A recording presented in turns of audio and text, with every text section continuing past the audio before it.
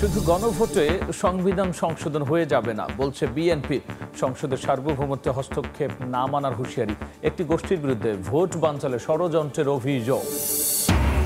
প্রধান উপদেষ্টার ভাষণে গুরুত্ব পেয়েছে একটি বিশেষ দলের স্বার্থ বলছে জামাত। 3 উপদেষ্টার পদত্যাগ দাবি। সনদের অস্পষ্টতা নিয়ে সরকারের ব্যাখ্যা চায় এনসিপি। 2 বছরে নারায়ণগঞ্জে বন্ধ হয়েছে 2 শতাধিক পোশাক কারখানা। কর্মহীন লক্ষাধিক শ্রমিক। ক্রেতা সংকট, ব্যাংকের অসহযোগিতা, কাস্টম জটিলতা সহ নানা প্রতিবন্ধকতা। এবং গ্রামীণ রাস্তা মেরামত প্রকল্পে অনিয়ম। টাঙ্গাইলে 30 জন নারী শ্রমিকের 57 লাখ টাকা আত্মসাৎ। অভিযুক্ত এলজিইডির কর্মকর্তা সহ 3 জন। ব্যবস্থা নিচ্ছে প্রশাসন।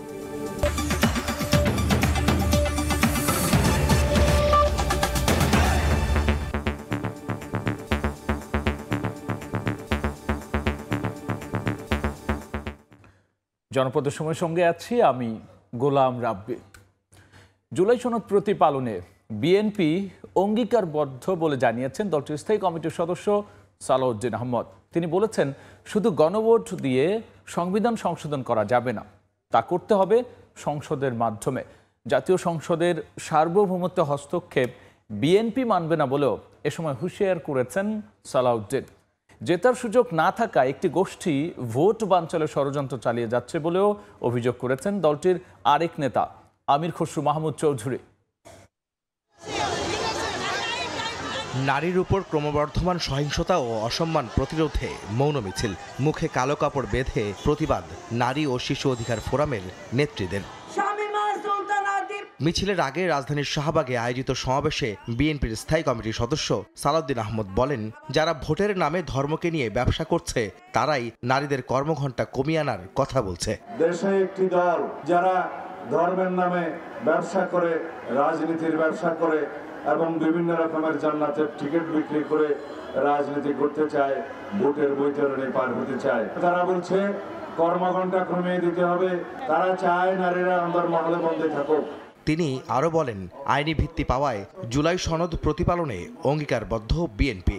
সালাউদ্দিন আহমদ জানান, শুধু গণভোটের মাধ্যমে আইন প্রণয়ন ও সংবিধান সংশোধন করা যাবে না, করতে হবে জাতীয় সংসদের মাধ্যমে। গণভোটের মধ্য দিয়ে আইন প্রণয়ন করা হয়ে যাবে না, গণভোটের মধ্য দিয়ে সংবিধান সংশোধন হয়ে যাবে না, তার জন্য অবশ্যই জাতীয় সংসদ গঠিত হতে হবে। কোনো আরোপিত আইন দিয়ে, আদেশ দিয়ে, যে কোনো রকমের জবরদস্তিমূলক প্রস্তাব দিয়ে জাতীয় সংসদের সার্বভৌমত্বকে আমরা হস্তক্ষেপ করাতে দিতে চাই না। এদিন চট্টগ্রামে বাঁশখালীতে সাবেক মন্ত্রী জাফরুল ইসলাম চৌধুরীর স্মরণ সভায় বিএনপির স্থায়ী কমিটির আরেক সদস্য আমির খসরু মাহমুদ চৌধুরী বলেন, নির্বাচনে জেতার সুযোগ নেই জেনেই একটি গোষ্ঠী ভোট বানচালের ষড়যন্ত্র করছে। একটি গোষ্ঠী তারা নির্বাচন বানচাল করার জন্য ষড়যন্ত্র চালিয়ে যাচ্ছে, কারণ নির্বাচনে তাদের জেতার কোনো সুযোগ নাই। 14-15 মাস হয়ে গেছে একটি অনির্বাচিত সরকারের অধীনে বাংলাদেশ চলছে, যার কারণে সবকিছু স্থবির হয়ে গেছে। এর আগে চট্টগ্রামে এক সেমিনার শেষে সাংবাদিকদের প্রশ্নের জবাবে আমির খসরু জানান, দেশে সৃষ্ট বিভিন্ন সমস্যার সমাধান দিতে পারে একমাত্র নির্বাচিত সরকার। জনগণের নির্বাচিত প্রতিনিধিদের মাধ্যমে যত সমস্যার কথা এখন বলা হচ্ছে, সব সমস্যার সমাধান হবে। আহমেদ সালেহিন, সময় সংবাদ, ঢাকা। প্রধান উপদেষ্টার ভাষণে একটি বিশেষ দলের স্বার্থ গুরুত্ব পেয়েছে বলে অভিযোগ তুলেছে জামাত। দলটির নায়েবে আমির ডাক্তার সৈয়দ আবদুল্লাহ মোহাম্মদ তাহের বলেছেন, এর মাধ্যমে নিরপেক্ষতা হারিয়েছে সরকার। 8 দলের যৌথ সংবাদ সম্মেলনে তিনি দাবি করেছেন, সরকারকে ভুল পথে নিয়ে যাচ্ছেন 3 উপদেষ্টা। নাম উল্লেখ না করে অবিলম্বে তাদের পদত্যাগ চেয়েছে জামাত সহ 8 দল। প্রধান উপদেষ্টার জাতির উদ্দেশ্যে ভাষণের পর করণীয় ঠিক করতে বৃহস্পতিবার রাতেই বৈঠকে বসে 5 দফা দাবিতে আন্দোলনরত 8 দল। আনুষ্ঠানিক প্রতিক্রিয়া জানাতে শুক্রবার সকালে মগবাজার আল-ফালা মিলনায়তনে সংবাদ সম্মেলন করেন তারা। এ সময় বাংলাদেশ জামায়াতে ইসলামীর নায়েবে আমির ডাক্তার সৈয়দ আবদুল্লাহ মোহাম্মদ তাহের অভিযোগ করেন, একটি দলের স্বার্থকে গুরুত্ব দিয়ে সংস্কারে ব্যাপক পরিবর্তন এনেছে সরকার। আমরা বিশ্বের সাথে লক্ষ্য করেছি, সরকার নিয়োজিত কমিশনের সুপারিশকে গ্রহণ না করে সেখানে যথেষ্ট কাটছাঁট দিয়ে একটি দলের সাথে ব্যাপক কম্প্রোমাইজ করে জনগণের স্বার্থ নয়, একটি বিশেষ দলের স্বার্থেই অনেক পরিবর্তনের তার ভাষণ দিয়েছেন। আনফর্চুনেটলি এই সরকার বুঝি হোক না বুঝি হোক, ইচ্ছাকৃতভাবে হোক অথবা ষড়যন্ত্রের শিকার হয়ে হোক, তারা একটি দলের সেই ফাঁদে পা দিয়েছে। 3 উপদেষ্টা সরকারকে ভুল বুঝিয়ে নির্বাচন বানচালের ষড়যন্ত্র করছে বলেও অভিযোগ করেন জামায়াত নেতা তাহের। সাফ জানান, জাতীয় নির্বাচনের আগেই দিতে হবে গণভোট। প্রধান উপদেষ্টা যে ভাষণ দিয়েছেন, একই দিনে নির্বাচন, গণভোট এবং জাতীয় নির্বাচন, সেটার পরিবর্তন করে অনতিবিলম্বে আলাদাভাবে গণভোট করার তারিখ উনি ঘোষণা করবেন, এটা আমরা আশা করি। 2, কমপক্ষে 3 জন উপদেষ্টা আছে যারা ওনাকে মিসগাইড করতেছে, আমরা তাদের অপসারণ দাবি করছি। আরেকটি পরিকল্পিত এবং পূর্ব নির্ধারিত নির্বাচনের রায়ের ভিত্তিতে নির্বাচন অনুষ্ঠিত হচ্ছে কিনা এ ব্যাপারে আমাদের মনে এবং জনগণের মনে আশঙ্কা তৈরি হচ্ছে। আগামী রোববার নতুন কর্মসূচি ঘোষণার কথাও জানান 8 দলের নেতারা। এর আগেও আমরা দেখেছি। শফিক মুন্সি, সময় সংবাদ, ঢাকা। একই দিনে গণভোট ও জাতীয় নির্বাচন দিয়ে জনগণকে সংকটে ফেলা হয়েছে বলে মন্তব্য করেছেন জামায়াতে ইসলামীর সেক্রেটারি জেনারেল মিয়া গোলাম পরোয়ার। ঘোষণার সংশোধন করার আহ্বান জানিয়েছেন তিনি। শুক্রবার সন্ধ্যায় খুলনার দৌলতপুরে জনসভায় তিনি বলেছেন, সংবিধান অনুযায়ী এখন নির্বাচনের কোনো ভিত্তি নেই। গণভোটের মাধ্যমে হ্যাঁ বা না ভোট দিয়ে জুলাই সনদ বাস্তবায়নের মাধ্যমেই নির্বাচনের স্বীকৃতি দিতে হবে। নির্বাচন ও আন্দোলন একসঙ্গে চলবে বলেও জানান তিনি। বলেন, যারা জুলাই সনদ মানতে চান না, নির্বাচন তাদের জন্য নয়। নির্বাচনে নির্বাচিত এমপিদের 2টা শপথ পড়তে হবে, সেটাও গতকালকে গেজেটে আছে। একটা কনস্টিটিউয়েন্ট অ্যাসেম্বলির মেম্বার, একটা ন্যাশনাল অ্যাসেম্বলির মেম্বার। এসবই আমাদের প্রস্তাব ছিল, আমরা এটা মেনে নিয়েছি। কিন্তু একই দিনে গণভোট আর একই দিনে জাতীয় নির্বাচন দেওয়ার কারণে ভোটারদেরকে বুঝতে দেয়া হলো না যে কি কি সংস্কার হতে যাচ্ছে। না বুঝে একই দিনে এতগুলো প্রশ্ন বুঝবে নাকি মার্কায় ভোট দিবে, জনগণকে একটা সংকটে ফেলে দেওয়া হয়েছে। নভেম্বরে গণভোট সহ 5 দাবিতে দেশের বিভিন্ন স্থানে বিক্ষোভ মিছিল করেছে জামাত ও ইসলামী আন্দোলন। জুমার নামাজের পর সিলেটে বিক্ষোভ মিছিল বের করা হয়। নগরীর সিটি পয়েন্ট থেকে মিছিল শুরু হয়ে আম্বরখানায় শেষ হয়। পরে সমাবেশে বক্তারা কার্যক্রম নিষিদ্ধ আওয়ামী লীগের নাশকতার নিন্দা জানান। বলেন, ফ্যাসিস্টদের এই জমিনে আর স্থান হবে না। এর আগে গণভোট সহ 5 দফা দাবিতে বিক্ষোভ মিছিল করেছে ইসলামী আন্দোলন। দেশব্যাপী নাশকতার প্রতিবাদে রাজশাহীতে বিক্ষোভ মিছিল ও সমাবেশ করেছে জামায়াতে ইসলামী। এ সময় যে কোনো মূল্যে নাশকতা প্রতিহত করার ঘোষণা দিয়েছেন বক্তারা। জুলাই সনদ বাস্তবায়নের আদেশে যেসব বিষয়ে অস্পষ্টতা রয়েছে তার ব্যাখ্যা দিতে হবে এই সরকারকে, এমন মন্তব্য করেছেন এনসিপির সদস্য সচিব আক্তার হোসেন।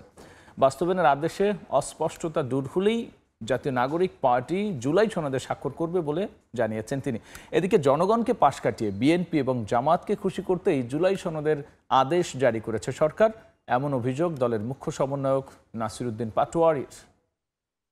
ফেসিবাদী ব্যবস্থা থেকে মুক্ত করতে জুলাই সনদ বাস্তবায়নের আদেশ নিয়ে প্রধান উপদেষ্টার ভাষণের পর দলের প্রতিক্রিয়া জানাতে শুক্রবার সন্ধ্যায় রাজধানীর বাংলা মোটরে কেন্দ্রীয় কার্যালয়ে সংবাদ সম্মেলন করে জাতীয় নাগরিক পার্টি এনসিপি। অংশগ্রহণ থেকে বিরত থাকে। জুলাই সনদ বাস্তবায়নের আদেশকে ইতিবাচক হিসেবে দেখলেও আদেশে অনেক বিষয়ে অস্পষ্টতা আছে এমন মন্তব্য করে সরকারের কাছে এর ব্যাখ্যা চেয়েছে দলটি। জুলাই সনদ আদেশ জারি করা হলেও জুলাই সনদ আদেশের মধ্যে এমন কিছু জায়গায় অস্পষ্টতা রয়ে গেছে যাতে করে জুলাই সনদের আসলে পরিপূর্ণ বাস্তবায়ন সম্ভবপর হবে কিনা তা নিয়ে প্রশ্ন উত্থাপিত হয়। এবং নানা পক্ষ এখানে রয়েছে যারা আসলে নোট অফ ডিসেন্ট সহকারে জুলাই সনদকে এবং এই গণভোটের ফলাফলকে তারা দেখতে চান। তারা যদি ক্ষমতাপ্রাপ্ত হন সেক্ষেত্রে এই জুলাই সনদে বর্ণিত প্রক্রিয়া সেটাকে ভুলভাবে ব্যাখ্যা করে বা তাদের মতো করে ব্যাখ্যা করে সেখান থেকে নোট অফ ডিসেন্টের যে ইস্যুটা আছে সেটাকেই তারা প্রধানতম করে তোলার সুযোগ তারা পেয়ে যাবেন এই টেক্সটের মধ্য দিয়ে। দলের মুখ্য সমন্বয়ক নাসিরউদ্দিন পাটোয়ারি বলেন, এই আদেশের মাধ্যমে দলগুলোকে খুশি করা হলেও জনগণের দাবিকে পাশ কাটিয়ে যাওয়া হয়েছে। আরেক প্রশ্নের জবাবে আদেশে রাষ্ট্রপতিকে দিয়ে স্বাক্ষর করার সমালোচনা করেন তিনি। রাজনৈতিক দলগুলোর কাছে সরকার নথি স্বীকার করলো, এবং তারা জনগণকে পাশ কাটিয়ে রাজনৈতিক দলগুলোর কাছে জামায়াত এবং বিএনপির কাছে তারা আত্মসমর্পণ করলো। যেসব বিষয়ে অস্পষ্টতা রয়েছে সেগুলো স্পষ্ট হওয়ার পর এনসিপি জুলাই সনদে স্বাক্ষর করবে বলেও জানান দলটির নেতারা। শাওয়াব ওয়াসি, সময় সংবাদ, ঢাকা। পাওনা টাকা নিয়ে দ্বন্দ্বে বন্ধুর হাতে খুন হন ব্যবসায়ী আশরাফুল। রাজধানীতে ড্রামে খণ্ডিত মরদেহ উদ্ধারের ঘটনায় প্রাথমিক তদন্ত শেষে কথা জানিয়েছে পুলিশ। নিহতের বন্ধুকে আসামি করে শাহবাগ থানায় মামলা করেছে নিহতের পরিবার। ভাইরা সবাই আছেন। ভাইকে হারিয়ে বোনের আর্তনাদ থামছেই না। 4 বোনের একমাত্র ভাই ছিলেন আশরাফুল। তাকে হারিয়ে শুক্রবার সকালে ঢাকা মেডিকেল মর্গের সামনে এভাবে কান্নায় ভেঙে পড়েন তার বোন।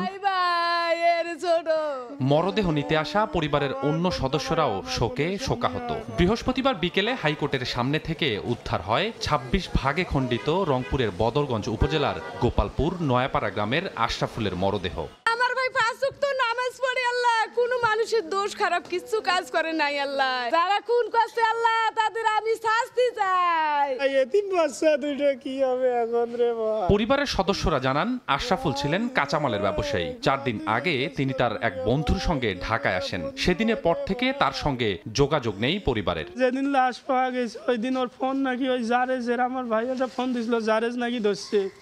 একবার ধরি বলছে কাটি দিছে, আর একবার ধরছে বলছে ফোন এটা বলে ডেরে নড়তে আসি। তারপর থেকে ওর নাম্বারে ফোন দেয়, ফোন বন্ধ। হত্যার ঘটনায় আশরাফুলের বন্ধু জরেজকে আসামি করে শাহবাগ থানায় একটি হত্যা মামলা করেছে তার পরিবার। পুলিশ বলছে পাওনা টাকা আদায় নিয়ে দ্বন্দ্বের কারণে হতে পারে এই হত্যাকাণ্ড। তদন্তের পরে আসলে প্রকৃত রহস্যটা উদ্ঘাটন হবে। এটা আমরা আসলে আরেকটু সময় গেলে হয়তো আমরা এটা ক্লিয়ার করতে পারবো। ঘটনার পর থেকেই নিহতের বন্ধু জরেজ পলাতক। তাকে ধরতে নজরদারি বাড়িয়েছে পুলিশ। স্বপন আহমেদ, সময় সংবাদ, ঢাকা। জনপদ সময়ে আরও থাকছে। গাজীপুরে দখলদারদের কবলে খেলার মাঠ, শিশু কিশোররা ঝুঁকছে মোবাইল ফোনে, কেউ কেউ জড়াচ্ছে মাদকে। দফতরগুলোকে সমন্বয়ের পাশাপাশি পরিকল্পিত নগরায়নের তাগিদ। নানা প্রতিবন্ধকতায় 2 বছরে নারায়ণগঞ্জে বন্ধ হয়ে গেছে শতাধিক তৈরি পোশাক কারখানা। এতে 1 লাখেরও বেশি শ্রমিক কর্মহীন হয়ে পড়েছেন বলে দাবি শ্রমিক নেতাদের। বেকারদের দ্রুত কর্মস্থলে ফিরিয়ে আনা না গেলে অপরাধ প্রবণতা বাড়বে বলে শঙ্কা তাদের। সরকারের সঙ্গে আলোচনা করে পরিস্থিতি মোকাবেলার আশ্বাস জেলা কলকারখানা অধিদপ্তর ও বিকেএমইএর। শওকত আলী সৈকতের তথ্য, আরিফ হোসেনের ছবিতে দেখব বিস্তারিত। নানা প্রতিবন্ধকতায় 2 বছরে নারায়ণগঞ্জে বন্ধ হয়ে গেছে 2 শতাধিক পোশাক কারখানা। এতে কর্মহীন হয়ে পরিবার নিয়ে মানবেতর জীবনযাপন করছেন 1 লক্ষাধিক শ্রমিক। 3 মাস ধরে এরা কোনো বেতন দেয় না, কিছু দেয় না, ফ্যাক্টরিটা বন্ধ করে দিয়েছে। ঘরভাড়া, দোকান বাকি, ছেলেমেয়ের লেখাপড়া, এগুলো আমরা একদম চলতে পারতেছি না। 200 থেকে 250 ফ্যাক্টরি বন্ধ। এবং আমার জানা মতো কিছু আমাদের নারায়ণগঞ্জ বেল্টেও কিছু ফ্যাক্টরি বন্ধ হয়েছে। বেতন পরিশোধ করে কর্মস্থলে ফিরিয়ে আনা না গেলে অপরাধ প্রবণতা বাড়ার আশঙ্কা শ্রমিক নেতাদের। তবে এ বিষয়ে আইনি সহায়তা সহ নানা পদক্ষেপ নেয়ার কথা জানিয়েছেন কলকারখানা ও প্রতিষ্ঠান পরিদর্শন অধিদপ্তরের উপমহাপরিদর্শক। অনেকে বেকার আছেন, তারা হয়তো অপরাধের সাথে যুক্ত হয়ে যেতে পারেন। যদি কোনো শ্রমিক তার প্রাপ্য পাওনা না পায়, আমাদেরকে এখানে লিখিত আকারে জানাতে পারেন। সংকট মোকাবেলায় বাংলাদেশ ব্যাংক সহ সরকারের প্রয়োজনীয় সহযোগিতা কামনা করেছেন বিকেএমইএর সভাপতি। কাকে কিভাবে সেভ করে আনবে, ব্যাংকগুলি সেখানে এগিয়ে আসবে, বাংলাদেশ ব্যাংক সেখানে সাপোর্ট দিবে। বিকেএমইএর তথ্য মতে দেশের 40% পোশাক রফতানি হয় নারায়ণগঞ্জ থেকে। সময় সংবাদ, নারায়ণগঞ্জ। দেখছেন জনপদ সময়। রাজধানীর মোহাম্মদপুরের জেনেভা ক্যাম্পে ককটেল তৈরির কারখানার সন্ধান পেয়েছে পুলিশ। উদ্ধার করা হয়েছে 35টি ককটেল সহ পেট্রোল বোমা তৈরির সরঞ্জাম। জেনেভা ক্যাম্পের অভ্যন্তরীণ কোন্দল সহ ঢাকার বিভিন্ন জায়গায় এগুলো সরবরাহ করা হতো বলে জানান তেজগাঁও বিভাগের সহকারী পুলিশ কমিশনার আব্দুল্লাহ মামুন। এই ঘটনায় কাউকে গ্রেফতার করা যায়নি বলেও এ সময় জানিয়েছে পুলিশ। শুক্রবার সন্ধ্যায় ককটেল কারখানার সন্ধান পেয়ে অভিযান চালায় মোহাম্মদপুর থানা পুলিশ। এ সময় সেখান থেকে 35টি তাজা ককটেল সহ পেট্রোল বোমা তৈরির কয়েক বস্তা সরঞ্জাম উদ্ধার করা হয়। পুলিশ জানিয়েছে জেনেভা ক্যাম্পের 7 নম্বর সেক্টরে একটি পরিত্যক্ত বাড়ির ভেতর দীর্ঘদিন ধরে বানানো হচ্ছিল এসব। পুলিশ জানিয়েছে জেনেভা ক্যাম্পের শীর্ষ মাদক ব্যবসায়ী সন্ত্রাসী বুনিয়া সোহেল মাদক বিক্রির পাশাপাশি রাজধানীর বিভিন্ন জায়গা থেকে কারিগর এনে ককটেল বানিয়ে তা পুরো ঢাকায় ছড়িয়ে দিত। ককটেলগুলো নিষ্ক্রিয় করতে নেওয়া হয়েছে রায়ের বাজার বুদ্ধিজীবী কবরস্থানের মাঠে।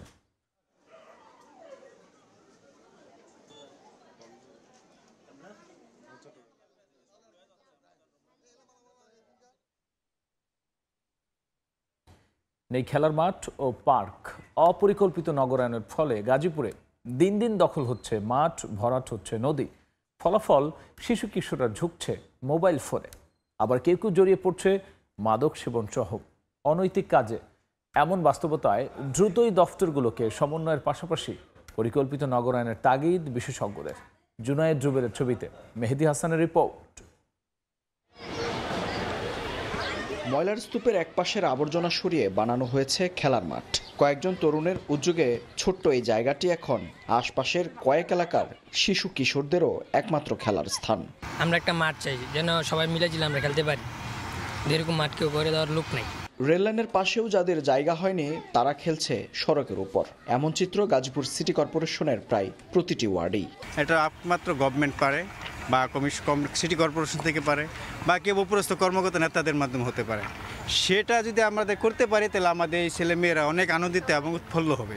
জীবিকার তাগিদে দেশের বিভিন্ন অঞ্চলের মানুষের বসবাস বেড়েই চলছে এই জনপদে। তাই তো বসত ভিটার চাপে এখন ফাঁকা জায়গা খুঁজে পাওয়া দুষ্কর। কিছু বাচ্চাদের আছে মনে জড়তা থাকে, কথা বাজ্যা উঠে। এই কথার জড়তা কিন্তু খেলাধুলা করলে সেই কথাটা তাড়াতাড়ি বলে। মাঠ পাইব কই, জায়গা কই, জায়গা তো নাই। অপরিকল্পিতভাবে গড়ে ওঠা এই নগরের দায় নিতে চায় না কোনো কর্তৃপক্ষ। অথচ নগরবাসীর সেবায় গেল এক যুগ আগে নির্মিত হয়েছে সিটি কর্পোরেশন। বছর দুয়েক হলো যাত্রা শুরু করেছে গাজীপুর উন্নয়ন কর্তৃপক্ষ। অথচ এখন পর্যন্ত এই নগরে নিয়ে তৈরি হয়নি কোনো মাস্টার প্ল্যান। গাজীপুর উন্নয়ন কর্তৃপক্ষকেও ইতিমধ্যে আমরা জানিয়ে দিয়েছি যে আমাদের মহাপরিকল্পনায় এই ধরনের স্থান নির্বাচন করা আছে। ওনারা যদি কোনো কাজ করতে চায় তাহলে ওনারা যেন মহাপরিকল্পনা অনুসরণ করে। একটি শহরকে সুন্দরভাবে ঠিকঠাক করার জন্য কোন দিক দিয়ে রাস্তা গেলে যানজট হবে না, কোন দিক দিয়ে রাস্তা গেলে চলাচলের জন্য সুগম হবে, কোথায় একটু মানুষ বিকেলে বসতে পারে, কোথায় একটু জলাশয় থাকলে পরিবেশটা ঠিক থাকবে, এগুলো করার জন্য যে কোনো প্রকল্প নিতে হয়। এই উন্নয়ন কর্তৃপক্ষ এখন পর্যন্ত কোনো প্রকল্পে হাত দিতে পারেনি, নিতে পারেনি। ৩৩০ বর্গ কিলোমিটার আয়তনের এই নগরীর মোট জনসংখ্যা ৩৫ লাখেরও বেশি। নাগরিক নানা সুবিধার আশ্বাস নয়, এবার পরিকল্পনার বাস্তবায়ন চান এখানকার বাসিন্দারা। মেহেদি হাসান, সময় সংবাদ, গাজীপুর। দেখছেন জনপদের সময়। ভোলা বরিশাল সেতুর দাবিতে ৩ উপদেষ্টাকে অবরুদ্ধ করে বিক্ষোভ করেছেন স্থানীয়রা। শুক্রবার ভোলা বরিশাল প্রকল্প এলাকা পরিদর্শন শেষে বিকেলে ভোলা জেলা প্রশাসক কার্যালয়ের সম্মেলন কক্ষে মতবিনিময় সভা করেন সেতু, জ্বালানি ও খনিজ সম্পদ মন্ত্রণালয় উপদেষ্টা মোহাম্মদ ফাউজুল কবির খান, শিল্প, গৃহায়ন ও গণপূর্ত মন্ত্রণালয় উপদেষ্টা আদিলুর রহমান খান এবং বাণিজ্য মন্ত্রণালয়ের উপদেষ্টা শেখ বশিরউদ্দিন। সেখানে তাদের প্রায় ২০ মিনিট অবরুদ্ধ করে সেতু নির্মাণ শুরুর দাবি জানান এলাকাবাসী। শান্ত সাগর আর মিষ্টি রোদের উষ্ণতায় আনন্দে মেতেছেন ভ্রমণ পিপাসুরা। সাপ্তাহিক ছুটি দিনে কক্সবাজারে ছুটে এসেছেন হাজারো পর্যটক। শীতের আগমনী আবহাওয়ায় সাগর অনেকটাই শান্ত, তাই সাপ্তাহিক ছুটির দিনে ক্লান্তি ভুলে সাগরের বিশাল বালুচরের মাঝে আনন্দে মেতেছেন পর্যটকরা। সমুদ্রের নোনাজল আর আকাশের বিশালতার মাঝে খুঁজে নিচ্ছেন প্রশান্তি। বাংলাদেশের অন্যতম পর্যটন কেন্দ্র কক্সবাজার সমুদ্র সৈকত। সাগরের টানে প্রতিনিয়ত ছুটে আসছেন হাজারো ভ্রমণ পিপাসু। মেয়ে বালু নিয়ে খেলবে, মেয়ের সাথে আমিও ছোটবেলায় ফিরে গেছি। অনেকদিন বন্ধ, শুক্র শনি, এই জন্য আর কি আসা। সৈকতে পর্যটকদের পদচারণা বাড়ায় চাঙ্গা সৈকত পাড়ের ব্যবসা। বছরের শীতের শুরুর দিক আলহামদুলিল্লাহ পর্যটকের চাপ একটু বেশি। স্নানের নিরাপত্তায় 3টি পয়েন্টে নিয়োজিত রয়েছেন 27 জন লাইফগার্ড সংস্থার কর্মী। আজকে সরকারি ছুটি দিন অনুযায়ী শুক্রবার প্রচন্ড পরিমাণ পর্যটক। এদিকে কক্সবাজার সেন্ট মার্টিন নৌ রুটে 1 নভেম্বর থেকে পর্যটকবাহী জাহাজ চলাচলের অনুমতি থাকলেও রাত্রি যাপনের অনুমতি না থাকায় গত 14 দিনে এখান থেকে ছাড়েনি কোনো জাহাজ। সুজাউদ্দিন রুবেল, সময় সংবাদ, কক্সবাজার। জনপদ সময় শীর্ষ সংবাদ জানিয়ে দিচ্ছি আরও একবার। শুধু গণভোটের সংবিধান সংশোধন হয়ে যাবে না বলছে বিএনপি। সংসদের সার্বভৌমত্ব হস্তক্ষেপ না মানার হুঁশিয়ারি। একটি গোষ্ঠীর বিরুদ্ধে ভোট বানচালের ষড়যন্ত্রের অভিযোগ। প্রধান উপদেষ্টার ভাষণে গুরুত্ব পেয়েছে একটি বিশেষ দলের স্বার্থ বলছে জামাত। 3 উপদেষ্টার পদত্যাগ দাবি। সনদের অস্পষ্টতা নিয়ে সরকারের ব্যাখ্যা চায় এনসিপি।